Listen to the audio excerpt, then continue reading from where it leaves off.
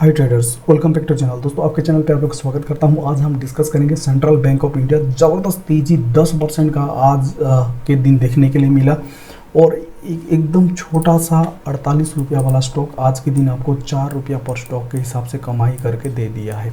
इतना बड़ा तेज़ी का रीज़न क्या है, कहाँ ब्रेकआउट हुआ है, क्या टेक्निकल प्राइस एक्शन क्या बता रहा है, इसका फंडामेंटल में कितना सुधार आ चुका है, स्टॉक का प्राइस इसका फंडामेंटल एनालिसिस के हिसाब से ये महंगा हो गया है क्या या सस्ते पे हम लोग को मिल रहा है। कंप्लीट ट्रेडर्स हम लोग बारीकी से एनालिसिस करेंगे। इसके साथ अगर हम लोग देखते हैं एक साल का थोड़ा देखते हैं रिटर्न, 87% का रिटर्न बना के दे दिया है, मोटा मोटी 90% का रिटर्न एक साल के अंदर। इसके साथ 3 साल का रिटर्न देखोगे तो 250% का रिटर्न बना के दे दिया है। एक मल्टीबैगर का रिटर्न बना के Central Bank of India already दे चुका है। रीज़न क्या है आज इतना बड़ा तेजी का? तो यहाँ ट्रेडर्स हम लोग टेक्निकल एनालिसिस करने से पहले आप लोगों को मैं यहाँ दिखाऊंगा सेक्टर वाइज, यहाँ देखना बहुत ज़रूरी है।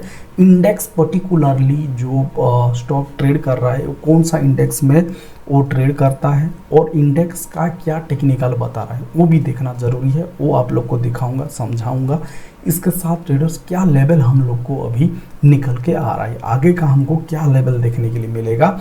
स्टॉप लॉस लगाना है तो यहाँ हम कौन सा लेवल को स्टॉप लॉस लगा सकते हैं, बारीकी से 4 से 5 मिनट वीडियो के अंदर सब कुछ हम लोग कवर करेंगे। इसके साथ ट्रेडर्स जैसे मैं बोल रहा था, प्रॉफिटेबिलिटी जो है बैंक का तावार तोड़ इतना शानदार रिजल्ट दे रहा है, आप सोच ही नहीं सकते हो। अभी Q2 जो हाल फिलहाल में गया था, इसमें आप लोग को 623 करोड़ का प्रॉफिट, नेट प्रॉफिट जो है ये आप देखोगे टोटल इसका जितने भी 10-12 क्वार्टर का डेटा है, हाईएस्ट एवर क्वार्टरली रिजल्ट पेश किया था। इसके साथ नेट जो NPA है, नॉन परफॉर्मिंग एसेट, यानी कि बैंक कहाँ से कमाई करता है, ज़्यादातर यहाँ लोन देता है और लोन जो देता है उसको रिकवरी बैंक नहीं कर पाता है तो वो बैड लोन में चला जाता है, जिसको हम NPA बोलते हैं, नॉन परफॉर्मिंग एसेट। और बैंकिंग बोल के नहीं, जो भी फिनेंशियल इंस्टीट्यूशन है, जो भी फिनेंशियल कामकाज करता है, लोन लेन देन करता है, वो फिनेंशियल जो लेंडिंग जो कंपनी बेसिकली होता है, उन लोग का NPA ऑलवेज पहले चेक करते हैं, रिजल्ट बाद में आता है। Second priority, first priority NPA और प्रोविजनिंग, ये दोनों कितना है। NPA जितना कोई भी बैंक या फिनेंशियल इंस्टीट्यूशन का NPA जितना कम ग्राफ दिखाता रहे, जितना धीरे धीरे कम होता रहे, और प्रोविजनिंग यानी कि रिजर्व मान के चलो, जितना अभी जैसे मान के चलो 623 करोड़ का प्रॉफिट हो गया, यहाँ से 200 करोड़ बैंक ने रख लिया, अपने साइट में रख लिया रिजर्व। कल के दिन कुछ दिक्कत हो तो प्रोविजनिंग ही बैंक को संभालने के लिए मान के चलो, ये एक रिजर्व है, बैंक का एक अलग सा सेविंग जैसे मान के चलो। तो प्रोविजनिंग हर क्वार्टर में बढ़ना चाहिए, या हर फिनेंशियल ईयर पे या क्वार्टरली हो, और जो NPA है वो कम होना चाहिए। ये दोनों पैरामीटर बहुत बहुत बेहतरीन ये सेंट्रल बैंक में देखने के लिए मिल रहा है। क्यों, ये आप लोग को पहले मैं दिखाता हूँ। ग्रॉस NPA आप देखो, बैंक का ऐसा हालत था, 16% का NPA पे चल रहा था ग्रॉस NPA परसेंटेज, उसको इतना शानदार तरीके से 16% का NPA को धीरे धीरे 15%, 14%, 9%, 8%, 5% करते करते अभी 4-4.5% है।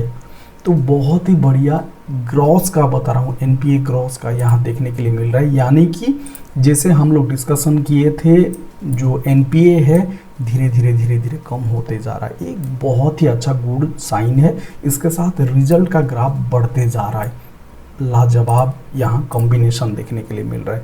अभी हम लोग देखते हैं NPA, ये तो ग्रॉस का हो गया। नेट NPA मतलब सब कुछ कटा के कितना NPA अभी बैंक के पास है, तो देखोगे तो इसका जो हिस्टोरिकल डेटा के हिसाब से 4-4.5% का यहाँ NPA हुआ करता था।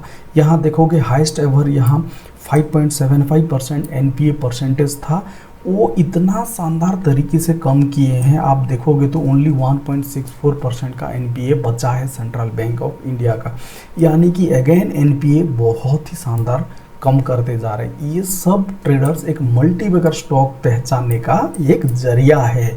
यही है आइडेंटिफिकेशन। चेक मार्क आपका चेकलिस्ट बनाना है। छोटे शेयर 30-40 रुपया स्टॉक को आपको बारीकी से एनालिसिस करना है। रिजल्ट, क्वार्टरली रिजल्ट कैसे दे रहे हैं, शेयर होल्डिंग पैटर्न कैसा है, इसका एफआईडीआई एंट्री कैसा है। अगर फिनेंशियल कोई बैंक है तो जैसे मैं बोला एनपीए धीरे धीरे कम होते जा रहा है कि नहीं, प्रोविजनिंग बढ़ता जा रहा है कि नहीं, इसके साथ क्वार्टरली रिजल्ट बढ़ता जा रहा है कि नहीं, ये सब पैरामीटर देखोगे और सस्ते भाव पे अगर आपको 30-40 रुपया में मिल रहा है, भाई उठा लो, लॉन्ग टर्म का नजरिया लेके 2-3 साल और आराम से बैठ जाओ। और एंट्री लेना ट्रेडर्स में बता रहा हूँ आप लोग को, इसका भी दो तरीका है स्टॉक में एंट्री लेने का। जो वैल्यू इन्वेस्टिंग है, लॉन्ग टर्म का नज़रिया है, तो वो कहीं भी एंट्री ले सकते हैं, कोई दिक्कत नहीं। लेकिन जो प्लान है लॉन्ग टर्म होरिजन का होना चाहिए, मिनिमम 2-3 इयर्स का होना चाहिए। और मार्केट में आपका फॉल हो या मतलब बेरिश मोमेंट हो या बुलिश मोमेंट हो, आप लोग संभालने का दम रहना चाहिए, तो कोई दिक्कत नहीं है। लेकिन जो शॉर्ट टर्म का मोमेंटम प्ले करता है 2 वीक्स, 3 वीक्स, 1 मंथ, 2 मंथ्स के लिए, तो उसके लिए एक अच्छा मोमेंटम स्टॉक पकड़ना, जैसे मूविंग एवरेज ऊपर स्टॉक ट्रेडिंग करना चाहिए, वॉल्यूम अच्छा खासा होना चाहिए, आरएसआई मोर देन 60 होना चाहिए, ये सब देखना ज़रूरी होता है। कहीं कुछ ब्रेकआउट स्टॉक में दिखाई दे रहा है क्या, आगे हमको क्या मिल सकता है, वो सब शॉर्ट टर्म निवेश करने वाले जरूर देखना चाहिए। तो ठीक है, अगे हम लोग देखेंगे। अगेन हम लोग कवर किए थे एक बाउल पैटर्न और राउंडिंग टॉप यहाँ 41 रुपीज़ में यहाँ देखने के लिए मिला था, जो कि ब्रेकआउट देते हुए कहीं ना कहीं हमको 56 रुपीज़ लेके चला गया था। और उसके बाद इतना बड़ा रिटर्न देने के बाद यहाँ ब्रेकडाउन हुआ था, प्राइस करेक्शन हुआ था, कंसोलिडेट मोड पे यहाँ चल रहा था। आज के दिन एक मारूबुजू कैंडल, जो कि हम लोग बुलिश कैंडल बोलते हैं, वो फॉर्मेशन हो चुका है, जो कि कहीं ना कहीं हमको एक इंडिकेशन दे रहा है कि यहाँ एक अच्छा खासा मोमेंटम, यहाँ जो कि रेंज है, इसको रेंज को ब्रेकआउट अगर कर देता है तो कहीं ना कहीं अगेन हम लोग को 56 रुपीज़ लेके जाएगा। नेक्स्ट, अब अगर आप लोग देखोगे यहाँ, तो हल्का सा मैं आपको जूम इन करके दिखाता हूँ। नेक्स्ट जो लेवल है 57 रुपीज़ वाला, ये जो लेवल है देखोगे मल्टी ईयर्स का रेजिस्टेंस है, 2018-19 का रेजिस्टेंस है, इसको तोड़ना बहुत ज़रूरी है।